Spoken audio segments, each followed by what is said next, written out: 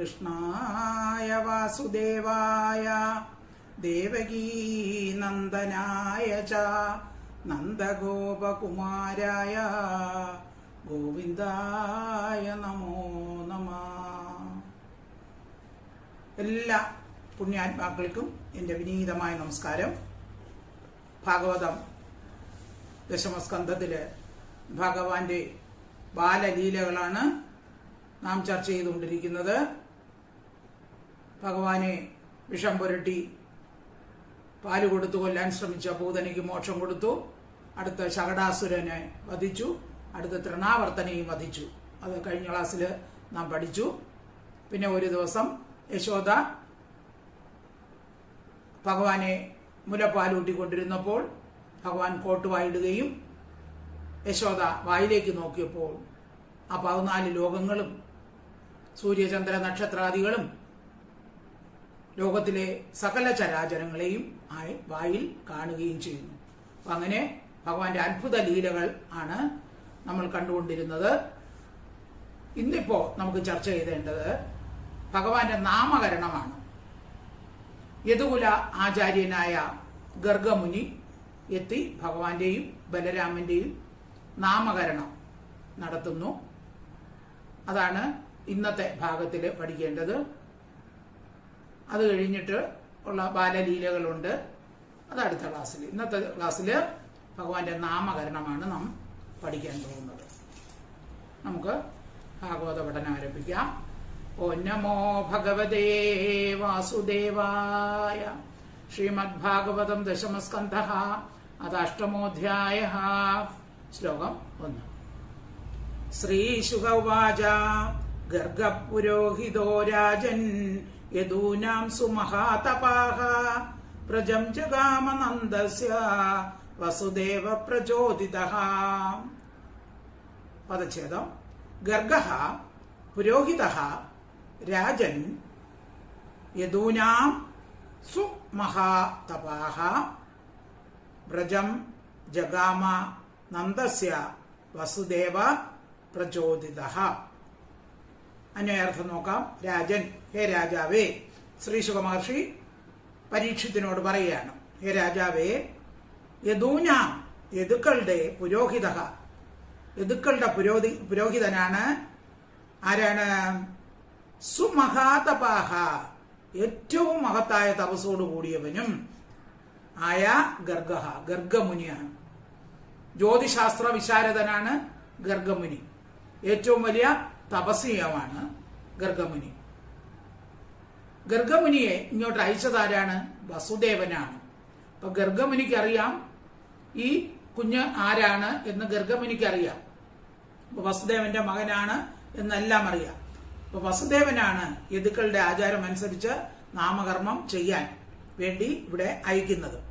അപ്പൊ സാധാരണ നാമകർമ്മം ചെയ്യുന്നത് ഒന്നി 11ാമത്തെ ദിവസം, അല്ലെങ്കിൽ 12ാമത്തെ ദിവസം, അല്ലെങ്കിൽ 100ാമത്തെ ദിവസമാണ്. അപ്പൊ ഇതിപ്പോ 100ാമത്തെ ദിവസമാണ് നാമകരണം ചെയ്യാനായിട്ട് ഗർഗമുനി അവിടെ എത്തുന്നത്. അത് ആരാൽ പ്രേരിപ്പിക്കപ്പെട്ടാണ്? വസുദേവ പ്രചോദിതഃ, വസുദേവനാൽ പ്രേരിപ്പിക്കപ്പെട്ട് ഗർഗമുനി നന്ദസ്യ, നന്ദന്റെ വ്രജം, ഗോകുലത്തെ ജഗാമ, പ്രാപിച്ചു. അപ്പൊ വസുദേവനാണ് പറഞ്ഞത് തന്റെ മകന് നാമകരണം അങ്ങ് ചെന്ന് രഹസ്യമായിട്ട് ചെയ്യണം എന്ന് പറഞ്ഞ് വസുദേവനാണ് ഇവിടോട്ട് അയച്ചത്. പക്ഷെ അത് ഗർഗമുനി ഇവിടെ പറയുകയില്ല. കാരണം ആ രഹസ്യം, ഇത് ഭഗവാനാണ്, ഈ കുഞ്ഞ് ഭഗവാനാണ്, അല്ലെങ്കിൽ വളരെയധികം ശക്തിയുള്ള ഒരു കുഞ്ഞാണ് എന്നുള്ളതൊന്നും പറയൂല. ദൂരെ കൂട്ടിയൊക്കെ പറഞ്ഞു കൊടുക്കും. 1ാമത്തെ ശ്ലോകം നോക്കാം. ശ്രീശുക ഉവാച ഗർഗപുരോഹിതോ രാജൻ യദൂനാം സുമഹാതപാഃ പ്രജം ജഗാമ നന്ദസ്യ വസുദേവ പ്രചോദിതഃ. ശ്ലോകം 2. തം ദൃഷ്ട്വാ പരമപ്രീത പ്രത്യുദ്ധായ കൃതാഞ്ജലിഃ ആനർച്ച അധോക്ഷജധിയാ പ്രണിപാത പുരസ്സരം. പദച്ഛേദം. തം ദൃഷ്ട്വാ പരമപ്രീതഃ പ്രത്യുത്ഥായ കൃതാഞ്ജലിഃ ആനർച്ച അധോക്ഷജ ധിയാ പ്രണിപാത പുരസരം തം അദ്ദേഹത്തെ, അതായത് ഗർഗമുനിയെ കണ്ടിട്ട്, ദൃഷ്ടുവാ കണ്ടിട്ട്, പരമപ്രീത. അപ്പൊ ഗർഗമുനി ഏറ്റവും വലിയ പണ്ഡിതനാണ്, ജ്യോതിശാസ്ത്ര പണ്ഡിതനാണ്. അപ്പൊ അദ്ദേഹത്തെ കണ്ടപ്പോൾ നന്ദന് സന്തോഷമായി. പരമപ്രീത, ഏറ്റവും സന്തോഷമുള്ളവനായ ആ നന്ദൻ കൃതാഞ്ജലി, രണ്ട് കൈയും കൂപ്പി തൊഴുത് പ്രത്യുദ്ധായ എതിരേറ്റ് പ്രണിപാത പുരസ്സരം നമസ്കാരത്തോടുകൂടി അധോഷജതിയ ഭഗവാൻ എന്ന ബുദ്ധിയോടെ, അതായത് പുരോഹിതനാണ്, യദുക്കളുടെ ആചാര്യനാണ്. അപ്പോ ഇത് ആചാര്യൻ എന്ന് പറഞ്ഞാൽ ഭഗവാന്റെ സ്ഥാനത്താണ് കാണേണ്ടത്. ഗുരുർ ബ്രഹ്മ ഗുരുർ വിഷ്ണുർ ഗുരുദേവോ മഹേശ്വര. അപ്പൊ അങ്ങനെ ആ ഭഗവാൻ ആണെന്ന ധാരണയോട് ബുദ്ധിയോടുകൂടി ആനർച്ച പൂജിച്ചു. അപ്പൊ നന്ദഗോപർ ഗർഗാചാര്യനെ ആ ഭഗവാൻ എന്ന ധാരണ വെച്ചുകൊണ്ട് പൂജിക്കുകയാണ്. ശ്ലോകം 2. തം ദൃഷ്ട്വാ പരമപ്രീത പ്രത്യുദ്ധായ കൃതാഞ്ജലി ആനർച്ചാദോക്ഷജധിയ പ്രണിപാത പുരസരം. ശ്ലോകം 3. സുപവിഷ്ടം കൃതാദിത്യം ഗിരാ സുനൃതയാമുനിം നന്ദയിത്വാ ബ്രവീത് ബ്രഹ്മൻ പൂർണ്ണസ്യ കരവാമകിം. സുപവിഷ്ടം, സുപവിഷ്ടം, സുപവിഷ്ടം, സുപവിഷ്ടം, കൃത ആതിഥ്യം, കൃത ആതിഥ്യം, ആതിഥ്യം, ഗിര സുനൃതയ, സുനൃതയ മുനിം നന്ദയിത്വാ അബ്രവീത് ബ്രഹ്മൻ പൂർണ്ണസ്യ കരവാമ കിം. സുപവിഷ്ടം, സൂപവിഷ്ടം, സുഖമായി ഇരിക്കുന്നവനും, ഉപവിഷ്ടം എന്ന് വെച്ചാൽ ഇരിക്കുക, സുഖമായിരിക്കുന്നവനും, കൃത ആതിഥ്യ സൽക്കരിക്കപ്പെട്ടവനുമായ മുനി, മുനിയെ, ഗർഗമുനിയെ, സുനൃതയ പരമാർത്ഥമായ ഗിര വാക്കിനാൽ, സത്യസന്ധമായ വാക്കിനാൽ, നന്ദയിത്വ സന്തോഷിപ്പിച്ചിട്ട്, ബ്രഹ്മൻ പറയൻ, ബ്രഹ്മൻ, ഹേ ബ്രാഹ്മണോത്തമ, പൂർണ്ണസ്യ എല്ലാം തികഞ്ഞിരിക്കുന്ന അങ്ങയ്ക്ക് കിം കരവാമ എന്താണ് ഞങ്ങൾ ചെയ്യേണ്ടത് എന്ന് അബ്രവീത് പറഞ്ഞു. അപ്പൊ ഇവിടെ എന്തിനാണ് ഈ ഗർഗമുനി വന്നിരിക്കണമെന്ന് നന്ദൻ അറിഞ്ഞുകൂടാ. വസുദേവന്റെ പ്രേരണ കൊണ്ടാണ് ഗർഗമുനി ഇവിടെ വന്നിരിക്കുന്നത്. അപ്പൊ എന്തിനാണ് അങ്ങയുടെ എഴുന്നള്ളത്ത് ഇവിടെ, എന്താണ് ഞങ്ങൾ ചെയ്തു തരേണ്ടത് എന്ന് നന്ദൻ ഗർഗമുനിയോട് ചോദിക്കുകയാണ്. ശ്ലോകം ഒന്നുകൂടെ. സൂപവിഷ്ടം കൃതാദിത്യം ഗിരാസുനൃതയാ മുനിം നന്ദയിത്വാ ബ്രവീത് ബ്രഹ്മൻ പൂർണ്ണസ്യ കരവാമകിം. ശ്ലോകം 4. മഹത് വിചലനം നൃണാം ഗൃഹിണാം ദീനചേതസാം നിശ്രേയസായ ഭഗവൻ കൽപ്പതേനാന്യഥ ക്വചേത്. പദച്ഛേദം. മഹത് വിചലനം, വിചലനം നൃണാം, നൃണാം ഗൃഹിണാം ദീനചേതസാം നിശ്രേയസായ ഭഗവൻ കൽപ്പതേ ന അന്യഥ ക്വചിത്. ഭഗവൻ, ഹേ ഭഗവാനെ, മഹത് വിചലനം മഹാന്മാരുടെ സഞ്ചാരം, ഗൃഹിണ കുടുംബികളും, ദീനചേതസ ദുഃഖമുള്ള മനസ്സോടു കൂടിയവരുമായ, നൃണാം മനുഷ്യരുടെ, നിശ്രേയസ മംഗളത്തിനായിക്കൊണ്ട് കൽപ്പതേ സമർത്ഥമാകുന്നു, ക്വചിത് ഒരിക്കലും അന്യഥാന മറ്റു വിധത്തിലാകുകയില്ല. അപ്പൊ മഹാന്മാർ എന്തിനാണ് സഞ്ചരിക്കുന്നത്? മഹാന്മാർ ഇങ്ങനെ സഞ്ചരിച്ച് സാധാരണ ജനങ്ങളുടെ ദുഃഖങ്ങൾ ഇല്ലാതാക്കും, അവർക്ക് ആവശ്യമായ ഉപദേശം കൊടുക്കാനാണല്ലോ സാധാരണ അങ്ങയെപ്പോലുള്ള മഹാന്മാർ സഞ്ചരിക്കുന്നത്. അപ്പോ എന്താണ് അങ്ങയുടെ ആഗമ ഉദ്ദേശം? ഞങ്ങൾ എന്താണ് അങ്ങയ്ക്ക് വേണ്ടി ചെയ്തു തരേണ്ടത് എന്ന് വളരെ ആദരവോടുകൂടി നന്ദൻ ഗർഗമുനിയോട് ചോദിക്കുകയാണ്.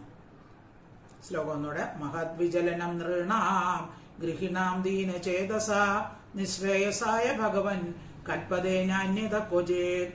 ശ്ലോകം 5. ജ്യോതിഷാമയനം സാക്ഷാത് യത്തജ്ഞാനമതീന്ദ്രിയം പ്രണീതം ഭവതായേന പുമാൻ വേദ പരാവരം. പദച്ഛേദം.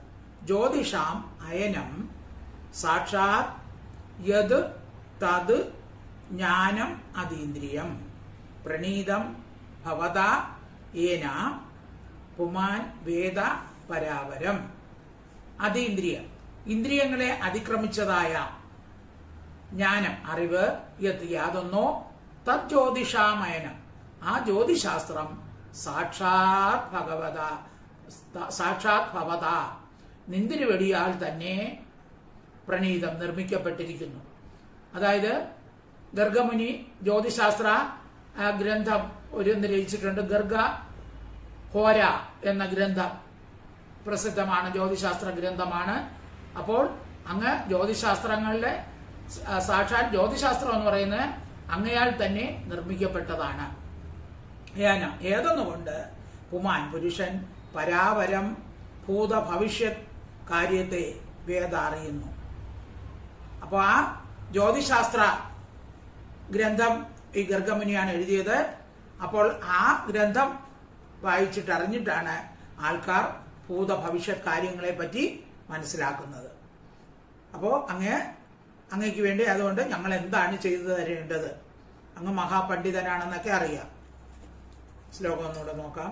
ജ്യോതിഷാമയനം സാക്ഷാത് യജ്ഞാനമതീന്ദ്രിയം പ്രണീതം ഭവതായേന പുമാൻ വേദ പരാവരം. ശ്ലോകം 6.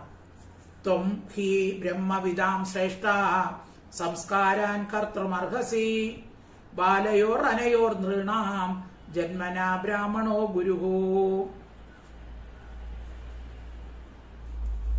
അപ്പോ പദച്ഛേദാദ്യം നോക്കാം. ത്വം ഹി ബ്രഹ്മവിദാം ശ്രേഷ്ഠ സംസ്കാരാൻ കർത്തും അർഹസി ബാലയോഹോ അനയോഹോ നൃണാം ജന്മന ബ്രാഹ്മണ ഗുരു. ഹി എന്ത് ഹേതുവായിട്ട്? ബ്രഹ്മവിദാം ബ്രഹ്മത്തെ അറിയുന്നവരിൽ വച്ച് ശ്രേഷ്ഠ ഉത്കൃഷ്ടനായ ത്വം അങ്ങ് അനയോഹോ എന്ന് വെച്ചാൽ ഈ രണ്ടു പേർക്ക്, ഈ രണ്ട് കുട്ടികൾക്ക് സംസ്കാരങ്ങളെ കർത്തൃം ചെയ്യാനായിക്കൊണ്ട് അർഹസി അർഹിക്കുന്നു. നൃണ മനുഷ്യർക്ക് ബ്രാഹ്മണൻ ജന്മം കൊണ്ട് തന്നെ ഗുരു ആചാര്യൻ. അപ്പോ അങ്ങ് ബ്രാഹ്മണനാണ്, ജന്മം കൊണ്ട് തന്നെ ആചാര്യനാണ്.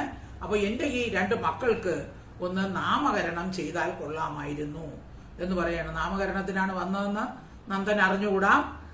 വസുദേവൻ പ്രേരിപ്പിച്ചിട്ടാണ് ഇവിടെ വന്നിരിക്കുന്നത്. അതുകൊണ്ട് പറയുകയാണ്, ബ്രഹ്മതത്വം അറിയുന്നവൽ ചല്ലയോ ഉത്കൃഷ്ടനായ മുനീത്തമ, അങ്ങ് ഈ രണ്ട് കുട്ടികളുടെയും നാമ സംസ്കാര കർമ്മങ്ങൾ ചെയ്യാം. ഷോഡശ സംസ്കാരത്തില് ഒന്ന് വരുന്നതാണ്. കഴിഞ്ഞ പ്രാവശ്യം ഒന്ന് പഠിച്ചു അല്ലെ, ഉത്ക്രമണം 3 മാസം ആകുമ്പോൾ വെളിയിൽ കൊണ്ടുപോകുന്നത്. അപ്പൊ ആ 3 മാസം കഴിഞ്ഞ് ഇപ്പൊ 100ാമത്തെ ദിവസമാണ് നാമകരണം കൊടുത്തിരിക്കുന്നത്. അപ്പൊ അങ്ങനെ ഈ കുട്ടികളുടെ നാമകരണം ചെയ്യുന്നതിൽ അങ്ങ് യോഗ്യനാണ്. അപ്പൊ അങ്ങ് എന്ത് ചെയ്യണം? ബ്രാഹ്മണൻ ജന്മനാ കൊണ്ട് ഗുരു തന്നെയാണ്. അതുകൊണ്ട് അങ്ങ് എന്റെ മക്കളുടെ നാമകരണം ചെയ്തു തരണം എന്ന് പറയുകയാണ്. അപ്പൊ ഒന്ന് നന്ദഗോപരുടെ മകനാണ് ഇപ്പൊ കൃഷ്ണനായിട്ടിരിക്കുന്നത്, മറ്റൊന്ന് ബലരാമൻ രോഹിണിയുടെ പുത്രനാണ്. ശരിക്കും രണ്ടും വസുദേവരുടെ മക്കൾ തന്നെയാണ്. ത്വം ഹി ബ്രഹ്മവിദാം ശ്രേഷ്ഠ സംസ്കാരാൻ കർത്തൃമർഹസി ബാലയോർ അനയോർ നൃണാം ജന്മനാ ബ്രാഹ്മണോ ഗുരു.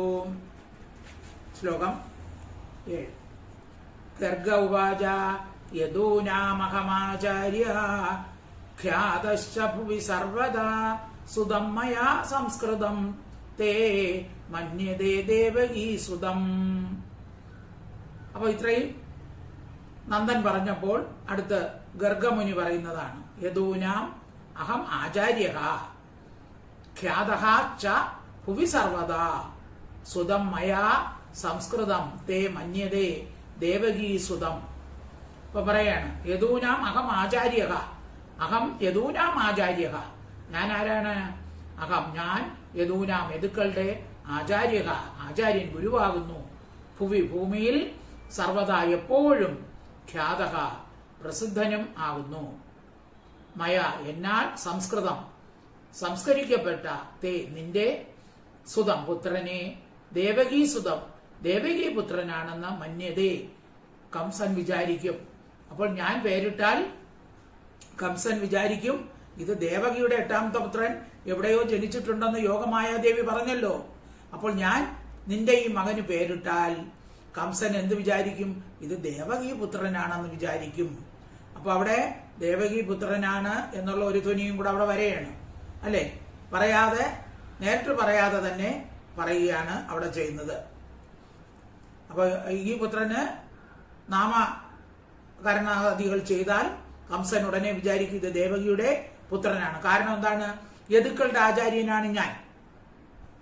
അപ്പൊ അതുകൊണ്ട് ഞാൻ നാമകരണം ചെയ്യുമ്പോൾ കംസൻ വിചാരിക്കും ഇത് തന്നെയാണ് എന്നെ കൊല്ലാൻ ജനിച്ച ദേവകിയുടെ 8ാമത്തെ പുത്രൻ എന്ന് വിചാരിക്കും.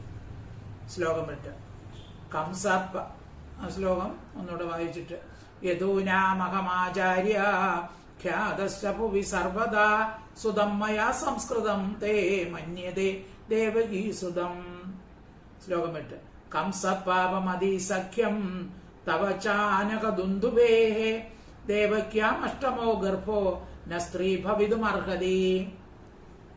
കംസഃ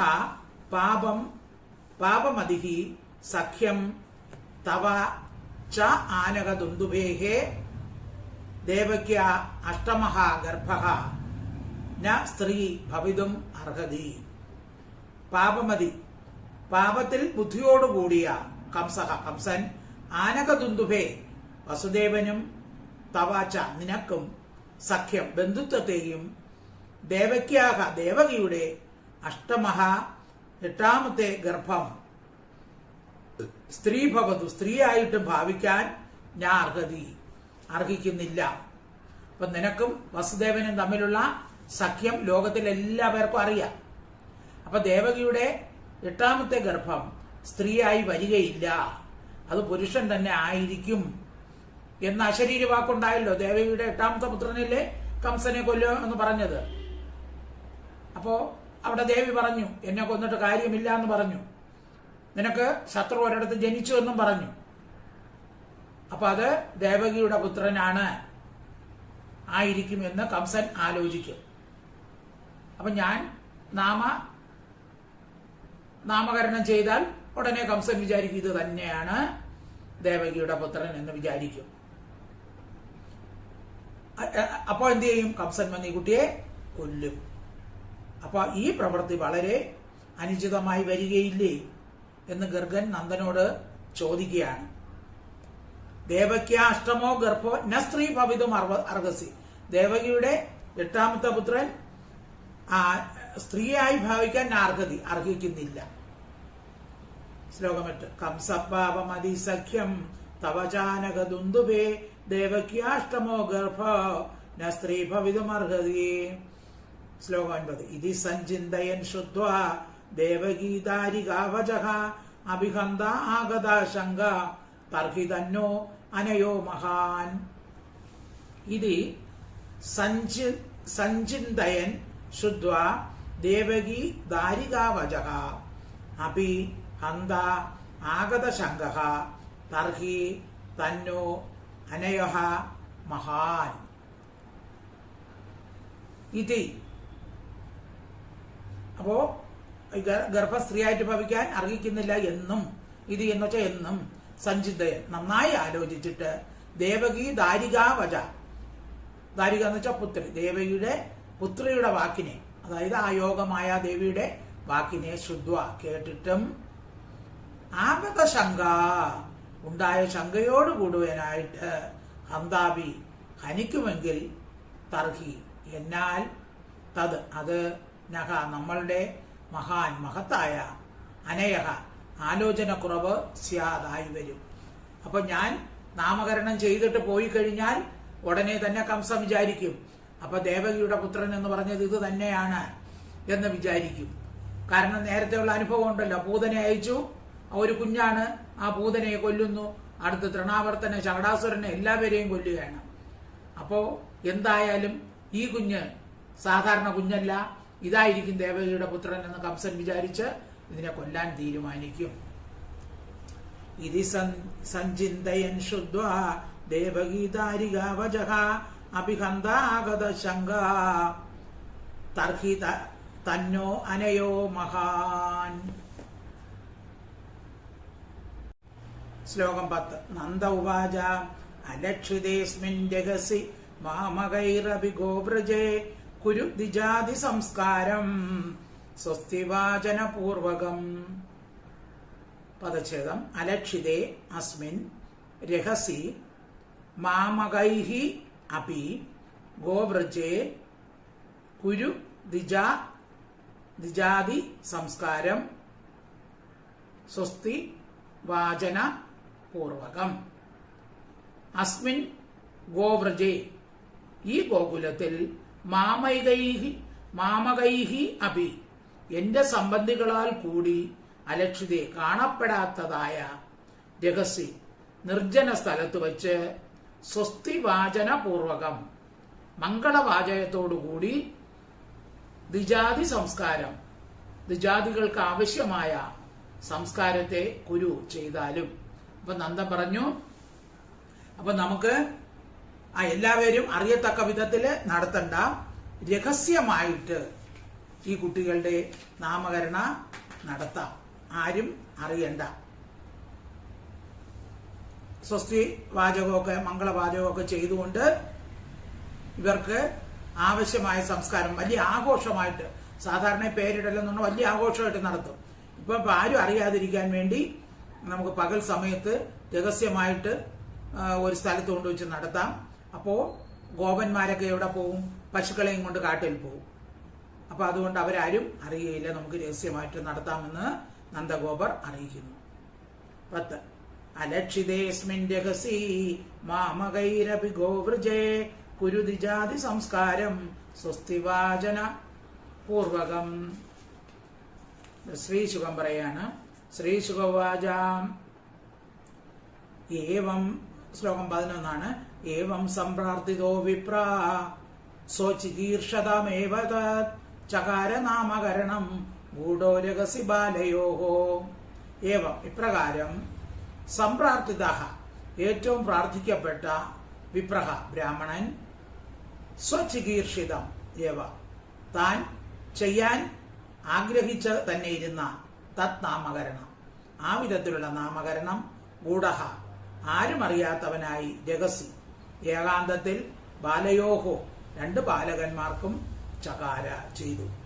അപ്പൊ ഗർഗമുനിയും ഇത് തന്നെയാണ് ഉദ്ദേശിച്ചത്, ആരും അറിയാതെ രഹസ്യസ്ഥാനത്ത് വെച്ച് നടത്തണം. അപ്പൊ ഇങ്ങനെ കംസൻ ഇതൊക്കെ അറിഞ്ഞാൽ കുട്ടികളെ കൊല്ലുമെന്ന് ഗർഗമുനി കൂടെ പറഞ്ഞപ്പോൾ നന്ദൻ എന്ത് ചെയ്തു? നന്ദൻ പറഞ്ഞു നമുക്ക് രഹസ്യമായിട്ട് തന്നെ ചെയ്യാം. അപ്പോൾ ഗർഗമുനിയും ഇത് തന്നെയാണ് ആഗ്രഹിച്ചിരുന്നത്. അപ്പോൾ അങ്ങനെ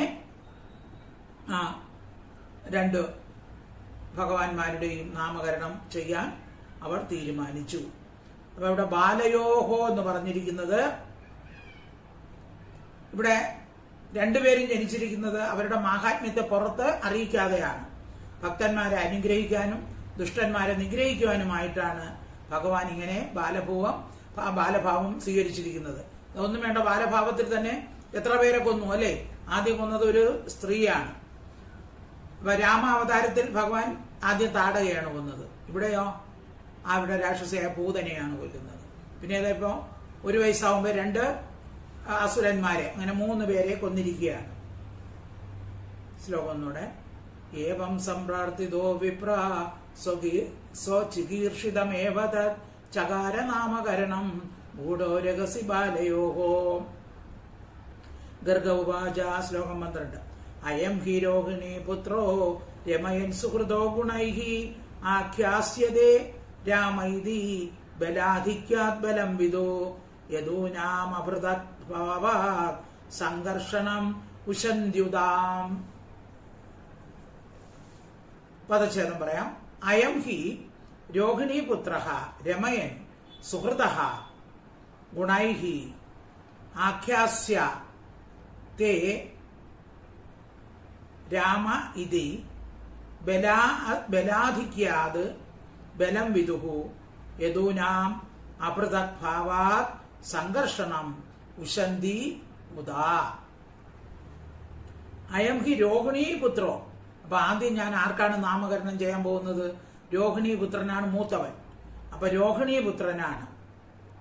രോഹിണീ പുത്ര, രോഹിണിയുടെ പുത്രനായ അയം, ഇവൻ ഗുണൈഹി, ഗുണങ്ങൾ കൊണ്ട്, സുഹൃത, സുഹൃത്തുക്കളെ രമയൻ, രമിപ്പിക്കുന്നവനാണ്. അതുകൊണ്ട് ഇവന് എന്തൊന്ന് പേരിടാം? രാമൻ. മറ്റുള്ളവരെ രമിപ്പിക്കുന്നവനാണ് രാമൻ. അപ്പൊ അതുകൊണ്ട് ഇവന് രാമൻ എന്ന് പേര് കൊടുക്കാം. ഇനി ആഖ്യാസ്യതേ രാമൈതി, രാമൻ എന്ന് അറിയപ്പെടും. പിന്നെ ബലാധിക്യാത് ബലം വിധു, ഇനി ഭയങ്കര ബലമുണ്ട്, മറ്റുള്ളവരെക്കാൾ ഇവന് അധികം ബലമുള്ളതുകൊണ്ട് ഇവന് എന്തെന്നിടാം? ബലൻ എന്ന് പേര് കൊടുക്കാം. അപ്പൊ അങ്ങനെ രണ്ടും കൂടെ ചേർത്താണ് ബലരാമനായത്. അപ്പൊ ബലൻ എന്ന് പറഞ്ഞാലും രാമൻ എന്ന് പറഞ്ഞാലും ഒരാൾ തന്നെ. യദൂന, യദുക്കളുടെ നേരെ അപൃഥക് ഭാവാ, ഭേദഭാവന ഇല്ലാത്തത് കൊണ്ട് സംഘർഷണം, സംഘർഷണൻ എന്നും ഉശന്തി പറയുന്നു. അപ്പോ മറ്റുള്ളവരെ രമിപ്പിക്കുന്നത് കൊണ്ട് രാമൻ, മറ്റുള്ളവരെക്കാൾ കൂടുതൽ ബലമുള്ളതുകൊണ്ട് ബലനെന്നും, പിന്നെ മറ്റുള്ളവരെ എല്ലാം വാക്കുകൾ, നല്ല വാക്കുകൾ പറഞ്ഞ് കൂട്ടിയോജിപ്പിക്കും. യദുക്കൾ തമ്മിൽ കലഹമുണ്ടാകുമ്പോൾ അവരുടെയൊക്കെ കലഹം തീർത്ത് അവരെ സൗഹൃദത്തിലാക്കും. അപ്പൊ അതുകൊണ്ട് സംഘർഷണം ചെയ്യുകയാണ്, അവരെ കൂട്ടിച്ചേർക്കുന്നത്. അതുകൊണ്ട് സംഘർഷണൻ എന്നും പേര് കിട്ടും. നേരത്തെ നമ്മൾ സംഘർഷണം എന്ന് പഠിച്ചു അല്ലേ? ദേവകിയുടെ ഗർഭത്തിൽ നിന്ന് ആ രോഹിണിയുടെ ഗർഭത്തിലേക്ക് സംഘർഷണം ചെയ്തു എന്ന് പഠിച്ചു. അതുകൊണ്ട് സംഘർഷണൻ എന്ന പേര് കിട്ടും. ഇവിടെ പറയുന്നത് യദുക്കളുടെ കലഹങ്ങളെല്ലാം തീർത്ത് അവരെ കൂട്ടിയോജിപ്പിക്കുന്നത് കൊണ്ട് സംഘർഷണൻ എന്നും പേര് കൊടുക്കാം. അപ്പൊ ഇത് സംഘർഷണൻ, ആദിശേഷന് സംഘർഷണൻ എന്നും പേരുണ്ട്. അപ്പൊ ഇത് ആദിശേഷന്റെ അംശമാണ് ബലരാമൻ. ശ്ലോകം 12. അയം ഹി രോഹിണീ പുത്രോ രമയൻ സുഹൃതോ ഗുണൈഹി ആഖ്യാസ്യതേ രാമൈതി ബലാധിക്യാത് ബലം വിദുഹു യദൂനാം അപൃഥക്ഭാവാത് സംഘർഷണം മുശന്തിയുതാം. അപ്പൊ അങ്ങനെ ബലരാമൻ, ബലനെന്നും രാമനെന്നും സംഘർഷണനെന്നും പേരിട്ടു. ഇനി അടുത്ത് കൃഷ്ണന് പേരിടുകയാണ്. ശ്ലോകം 13. ആസൻ വർണ്ണാസ്ത്രയോ ഹ്യസ്യ ഗൃഹ്ണതോ അനുയുഗം തനു ശുക്ലോ രക്തസ്തഥാ പീത ഇദാനീം കൃഷ്ണദാ ഗതഃ. ആസൻ വർണ്ണാഹ ത്രയോഃ ഹി അസ്യ ഗൃഹ്ണതഃ അനുയുഗം തനൂഃ ശുക്ലഃ രക്തഃ തഥാ പീതഃ ഇദാനീം കൃഷ്ണദാം ഗതഃ. അടുത്ത കൃഷ്ണന്റെ പേരാണ്. അനുയുഗം, യുഗം തോറും തനു, ദേഹങ്ങളെ ഗൃഹ്ണത സ്വീകരിക്കുന്നു. ഇപ്പൊ ഭഗവാൻ പരിത്രാണായ സാധൂനാം വിനാശായ ച ദുഷ്കൃതാം ധർമ്മ സംസ്ഥാപനാർത്ഥായ സംഭവാമി യുഗേ യുഗേ. യുഗങ്ങൾ തോറും ഭഗവാൻ അവതരിക്കുകയാണ്. എന്തിനാണ്? സജ്ജനങ്ങളെ രക്ഷിക്കാനും ദുർജനങ്ങളെ ഇല്ലാതാക്കാനും വേണ്ടി. അപ്പൊ യുഗം തോറും തനു, ദേഹങ്ങളെ ഗൃഹ്ണത സ്വീകരിക്കുന്നു. അസ്യ, ഇവന് ത്രയഃ വർണ്ണഃ, 3 നിറങ്ങളുണ്ട്. ഏതൊക്കെയാണ്? ശുക്ലഃ വെളുപ്പ്, രക്തഃ രക്തവർണം, തഥാ പീത മഞ്ഞവർണം. അപ്പൊ ഓരോ യുഗത്തില് ഓരോ വർണ്ണമാണ്. ഇപ്പോൾ അപ്പോ കൃതയുഗത്തില് വെളുപ്പ നിറം, അടുത്ത ത്രേതായുഗത്തില് ചുവപ്പ് നിറം, അടുത്ത ദ്വാപരയുഗത്തില് മഞ്ഞ, ഇനി ഇപ്പോഴോ ഇപ്പൊ കലിയുഗത്തിലാണെങ്കിൽ കൃഷ്ണത, ഇപ്പോ കറുപ്പ് നിറം പ്രാപിച്ചവനായി. അപ്പൊ അങ്ങനെ ഭഗവാനെ യുഗം തോറും ഓരോ നിറം ഉണ്ട്. ഇപ്പോ കറുപ്പായതുകൊണ്ട്, കൃഷ്ണവർണ്ണമായതുകൊണ്ട് ഇവന് കൃഷ്ണൻ എന്ന പേര് കൊടുക്കാം. ശ്ലോകം 13. ആസൻ വർണ്ണാസ്ത്രയോ ഹ്യസ്യ ഗൃഹ്ണതോനുയുഗം ധനു ശുക്ലോ രക്തസ്തഥാ പീത ഇദാനീം കൃഷ്ണദാ ഗതഃ. ശ്ലോകം 14. പ്രാഗയം വസുദേവസ്യ ക്വചിജ്ജാതതവാത്മജഃ വാസുദേവ ഇതി ശ്രീമാൻ അഭിജ്ഞാസം പ്രചക്ഷതേ. പ്രാഗ് അയം വസുദേവസ്യ ക്വചിത് ജാത തവാത്മജഃ വാസുദേവ ഇതി ശ്രീമാൻ അഭിജ്ഞാഃ സംപ്രചക്ഷത. സംപ്രചക്ഷതേ. തവ ആത്മജ, നിന്റെ പുത്രനായ അയം ഇവൻ പ്രാക്വജിത് മുമ്പൊരിക്കൽ വസുദേവസ്യ ആത്മജ, വസുദേവന്റെ പുത്രനായി ജാതക ജനിച്ചു. അപ്പൊ അതും കൂടെ ഒന്ന് ശരിക്കും നേരെ പറയാതെ ഒന്ന് വളച്ചൊടിച്ച് പറയുകയാണ്. വസുദേവന്റെ പുത്രനായിട്ട് ഇവൻ മുൻപ് ജനിച്ചിട്ടുണ്ടായിരുന്നു. ശ്രീമാൻ, വിശേഷ ശോഭയുള്ളവൻ, വസുദേവായിതി. അപ്പൊ അതുകൊണ്ട് ഇവൻ എന്തോന്ന് പറയാം? വാസുദേവൻ. വസുദേവന്റെ പുത്രനായതുകൊണ്ട് വാസുദേവൻ എന്നിവന് പേര് കൊടുക്കാം. അഭിജ്ഞ, അറിവുള്ളവർ സംപ്രത്യക്ഷതയെ പറയും. അപ്പോൾ ഇപ്പോൾ നിന്റെ പുത്രനാണ്, പക്ഷെ മുമ്പൊരിക്കൽ വസുദേവന്റെ പുത്രനായി ജനിച്ചിട്ടുണ്ട്.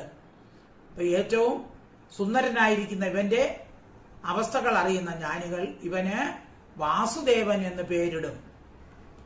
ഇപ്പോൾ തന്നെ വസുദേവന് കാരാഗ്രഹത്തിൽ ജനിച്ചവനും നീ എടുത്ത് വളർത്തുന്നതിനാൽ നിന്റെ പുത്രനുമാണെന്നും ശ്രീദേവിയെ വിട്ടുപിരിഞ്ഞിരിക്കാൻ കഴിയാത്ത അവനാണെന്നും ഉള്ള വാസ്തവത്തെ അത്യന്തം സ്പഷ്ടമാക്കാതെ ദൂരെ കൂട്ടി ഗർഗമുനി ആ നന്ദഗോപരോട് പറയുകയാണ്. ശ്ലോകം 14. പ്രാഗയം വസുദേവസ്യ ക്വചിജ്ജാത തവാത്മജഃ വാസുദേവ ഇതി ശ്രീമാൻ അഭിജ്ഞാ സംപ്രചക്ഷതേ. ശ്ലോകം 15.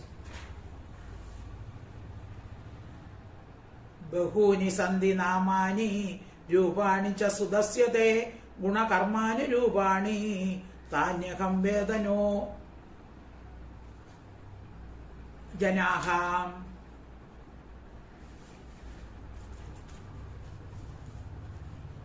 ബഹൂനി സന്ധി നാമാനി രൂപാണി ച സുദസ്യതേ ഗുണകർമ്മ അനുരൂപാണി താന്യ അഹം. താനി അഹം വേദ നോ ജനാഹ. തേ, നിന്റെ സുദസ്യ പുത്രന് ഗുണകർമാനുരൂപാണി, ഗുണങ്ങളെയും കർമ്മങ്ങളെയും അനുസരിച്ച് ബഹൂനി ധാരാളം നാമാനി പേരുകളും രൂപാണി രൂപങ്ങളും സന്ധിയുണ്ട്. ഇപ്പൊ ഓരോ കർമ്മം ചെയ്യുമ്പോൾ ഓരോ രൂപം എടുക്കും. അതുപോലെ തന്നെ ഓരോ പേരും, ഓരോ അസുരനെ വധിക്കുമ്പോൾ ഓരോ പേര്, അങ്ങനെ ഉണ്ട്. താൻ ഇവയെ അഹം, ഞാൻ വേദ അറിയുന്നു, ഞാൻ അറിയുന്നു.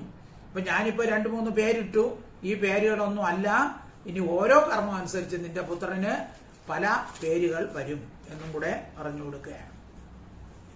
ബഹൂനി സന്ധി നാമാനി രൂപാണി ച സുദസ്യതേ ഗുണകർമാനി രൂപാണി താന്യഹം വേദനോ ജനാഹ.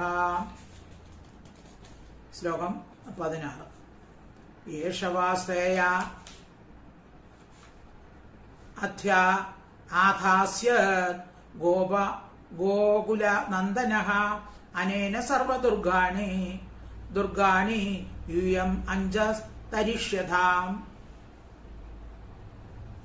യേശഃ വഹ ശ്രേയഃ ആധാസ്യത് ഗോകുലനന്ദനഃ അനേന സർവദുർഗാണി യൂയം അഞ്ജഃ തരിഷ്യത. ഗോകുലനന്ദനഃ, ഗോപന്മാരെയും പശുകുലത്തെയും സന്തോഷിപ്പിക്കുന്ന ഏഷഹ ഇവൻ വഹ നിങ്ങളുടെ ശ്രേയസിനെ ആധാസ്യാത് ചെയ്യും.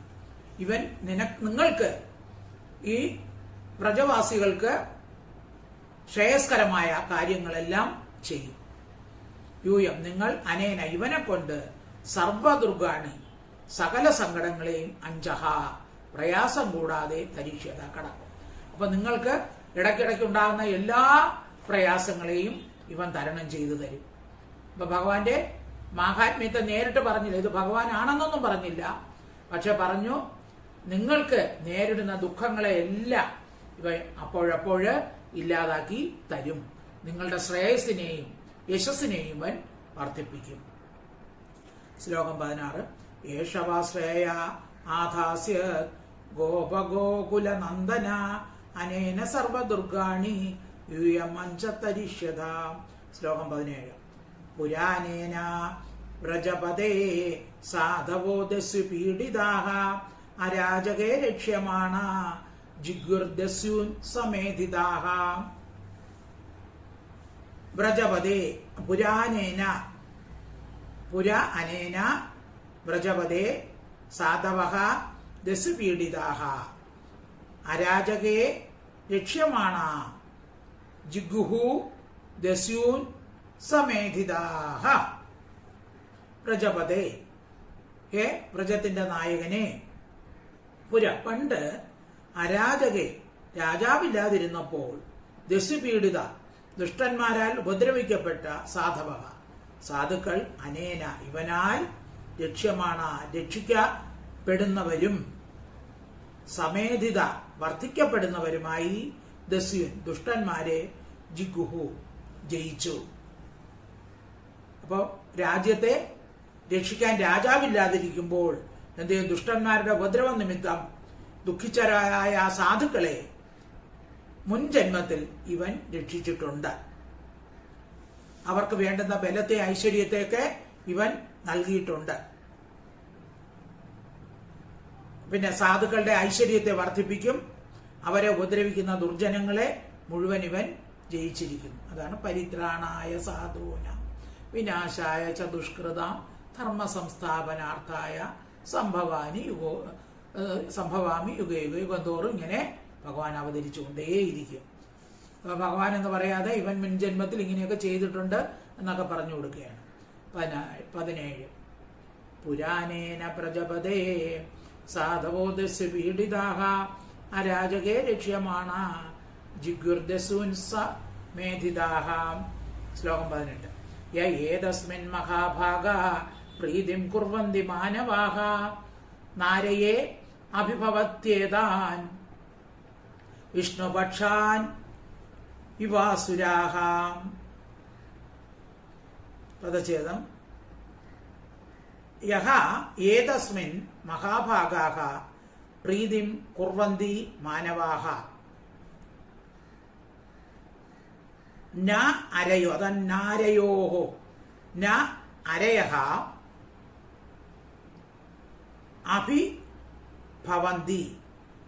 അഭിഭവന്തി ഏതാൻ വിഷ്ണു പക്ഷാൻ ഇവ അസുരാഹ.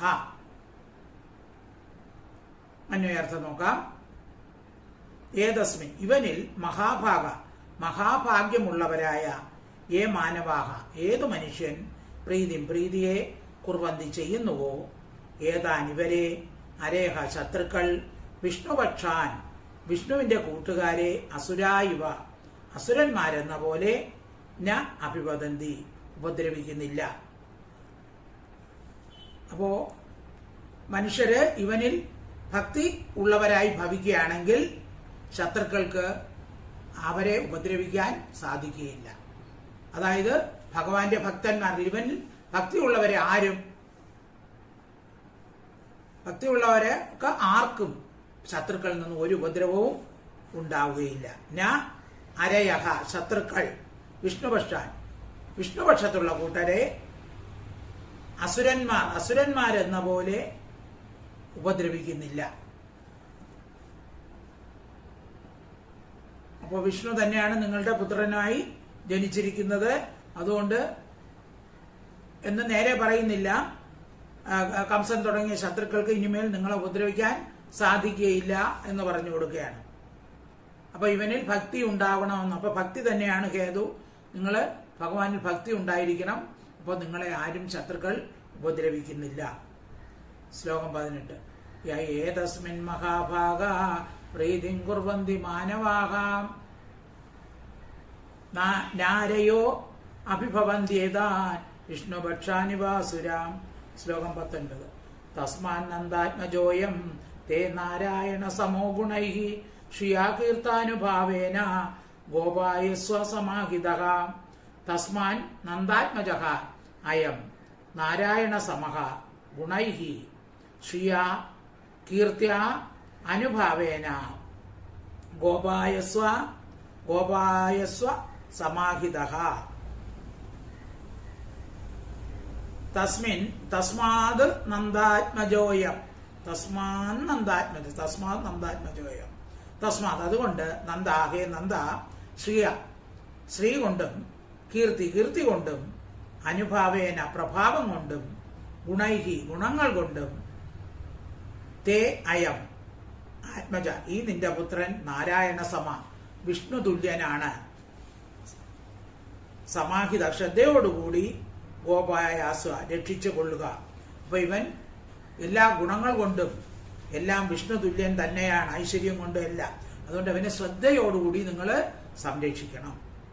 തസ്മാൻ നന്ദാത്മജോയം തേ നാരായണ സമോ ഗുണൈ ശ്രിയാ കീർത്തിയാനുഭാവേണ ഗോപായസ്വ സമാഹിത.